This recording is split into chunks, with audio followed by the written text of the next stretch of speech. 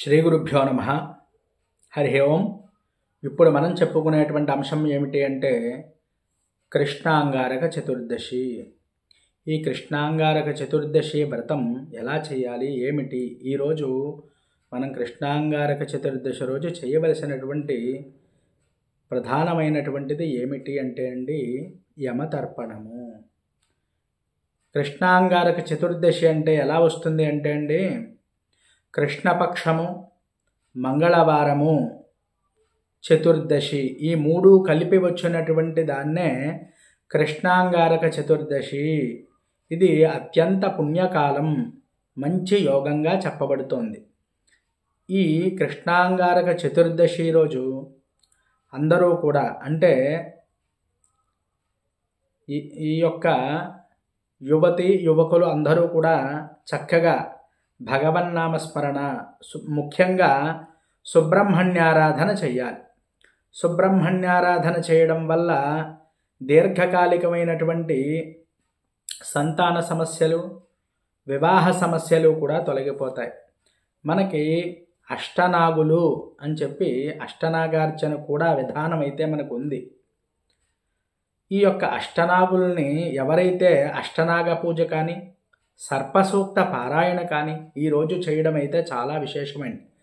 ఎందువల్ల అంటే ఈ యొక్క కృష్ణాంగారక చతుర్దశి రోజు.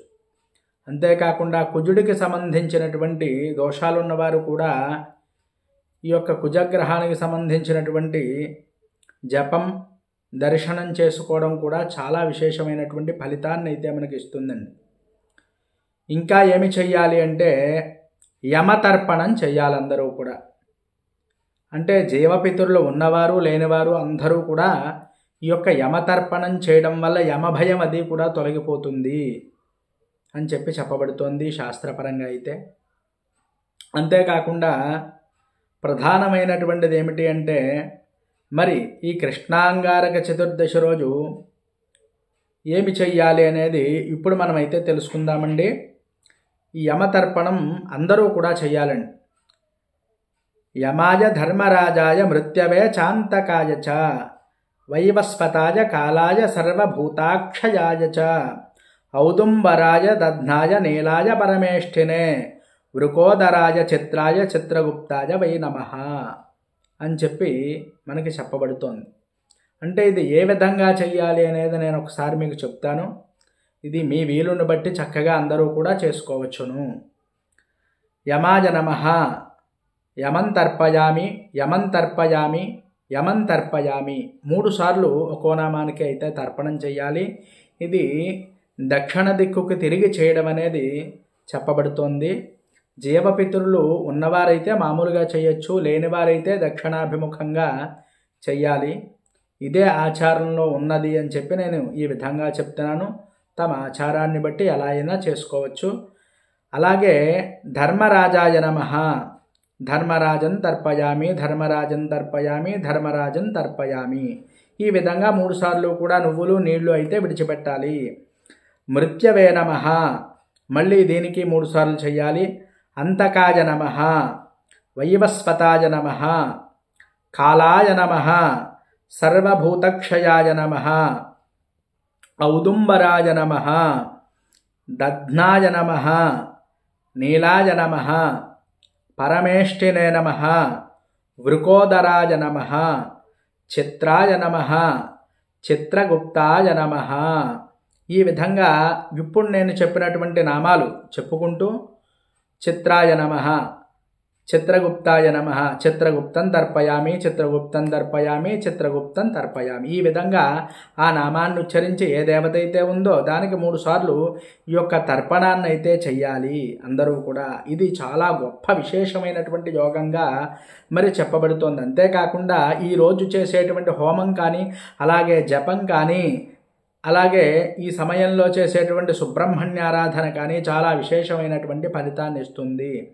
మనకి ఈ యొక్క అష్టనాగులు ఉంటాయి. మనకి ఏమిటి అంటే మనకి అనంత, వాసుకి, తక్షక, ఐరావత, శంఖపాల, శేష, పద్మ అనేటువంటి ఈ విధంగా చూసుకున్నట్లయితే మనకి కర్కోటకుడితో కలిపి 8 మంది సర్పజాతులు అయితే ఉంటాయండి.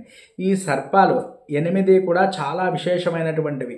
ఆ నామాలను స్మరణ చేసుకుని ఆవాహన చేసుకుని అష్టనాగార్చన చక్కగా చేసుకున్నట్లయితే వంశం అది కూడా అభివృద్ధి ఉండడమే కాకుండా వీళ్ళకి జాతకంలో కాలసర్ప దోషాలు మొదలైనటువంటి ఎటువంటి దోషాలు ఉన్నప్పటికీ కూడా అన్నీ కూడా తొలగిపోతాయి. అంతేకాకుండా ఈరోజు ఎవరైతే చక్కగా అనుష్ఠానం అది కూడా చక్కగా ఆచరిస్తారో ఉదయాన్నే లేచి వీలైతే నదీ స్నానం చెయ్యాలి. సంకల్పం చెప్పుకొని నదీ స్నానం ఆచరించి సూర్యుడికి అర్ఘ్యప్రదానాలు సమర్పించుకొని అంతేకాకుండా మరి సంధ్యావందనాది కార్యక్రమాలు నిత్యకర్మానుష్ఠానాలన్నీ కూడా చేసుకున్న తరువాత నేను చెప్పినటువంటి ఈ యొక్క తర్పణ విధంతా కూడా చేసుకుని మరి ఏ ఆరాధన అయితే చేయాలనుకుంటున్నారో అంటే అంగారకుడికి చేయొచ్చు, నవగ్రహాలకి చేయొచ్చు, అలాగే సుబ్రహ్మణ్యారాధన, అష్టనాగార్చన ఇవి ఎవరైతే భక్తి శ్రద్ధలతో మరి ఆచరిస్తారో వారందరికీ కూడా మరి యమభయం తొలగిపోతుంది అని చెప్పి శాస్త్రం అయితే చెప్పబడుతోంది. అంతేకాకుండా ఇది గొప్ప యోగంగా చెప్పబడుతోంది. అంటే ఈరోజు చేసేటువంటి అనుష్ఠానం అంతా కూడా మరి ఉత్తు రోజుల్లో చేసేటువంటి దానికంటే చాలా గొప్ప ఫలితాన్ని అయితే కూడా ఇస్తుంది అని చెప్పి చెప్పబడుతోంది. మరి అటువంటి గొప్పది ఈ యొక్క కృష్ణాంగారక చతుర్దశి అని చెప్పి చెప్పబడుతోంది. మరి అందరూ కూడా తప్పకుండా ఈ యొక్క యమతర్పణాన్ని అయితే చేయండి. ఆ దేవతల యొక్క తర్పణం అది కూడా చేయడానికి ప్రయత్నం చేయండి. హరి ఓం తత్సతు. ఇంకా మన ఛానల్ ఎవరైనా సబ్స్క్రైబ్ చేయకపోతే సబ్స్క్రైబ్ చేయండి. ఈ వీడియో మీకు నచ్చినట్లయితే లైక్ చేయండి, అలాగే కామెంట్ చేయండి. ఎవరికైనా ఉపయోగపడుతుంది అంటే తప్పకుండా చేరవేయండి ఈ వీడియోని. మరి ఈ యొక్క సుబ్రహ్మణ్యారాధన మాత్రం తప్పకుండా ఆచరించండి, ఈ తర్పణ విధిని కూడా. హరి ఓం తత్సతు.